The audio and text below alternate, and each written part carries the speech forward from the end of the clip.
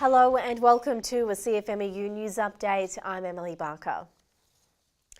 Hundreds of CFMEU members have rallied in Melbourne for a fair go for locked out Yallourn power station workers.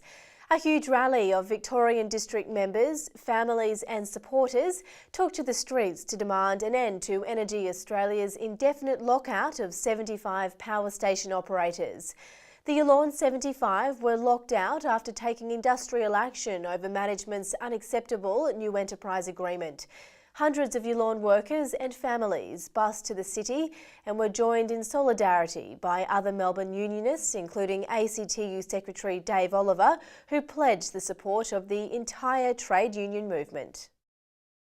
The CFMEU has launched a nationwide election advertising blitz targeting Tony Abbott's plans to expand the 457 visa scheme. The union recently launched the ads as part of the Let's Spread It Around campaign, asking why Mr Abbott should we give you the top job when you won't help us get one. National Secretary Michael O'Connor said Australian workers face substantial threats from an Abbott-led coalition government. An important voice in the campaign is Ben, who was made redundant alongside 106 other workers who were then made to train the 457 workers that the employer kept on. Why, Mr Abbott, would you give jobs to temporary overseas workers instead of looking for local workers first? There's a lot of people here lining up to work. Well, the locals have got the skills and they should be using them.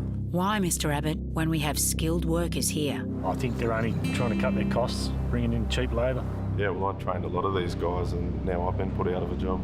Why, Mr Abbott, should I give you a vote when you won't give local workers a job? Collinsville mine workers are increasingly concerned for local jobs as Glencore Xstrata's deadline to close the historic mine draws closer. The Swiss-based multinational continues to refuse to offer jobs to current Collinsville miners during the company's transition to mine owner-operator. Hundreds of Collinsville workers are expected to be jobless from August 31 when Glencore Xstrata takes over. Queensland District President Stephen Smythe has slammed the company's intentions to try to employ a new workforce on individual contracts or a lesser agreement. The CFMEU has had a historic High Court win for fly-in, fly-out workers concerned about taking industrial action. Workers living in employer-provided housing can now make a decision to take strike action, unburdened from the threat of having their accommodation taken away.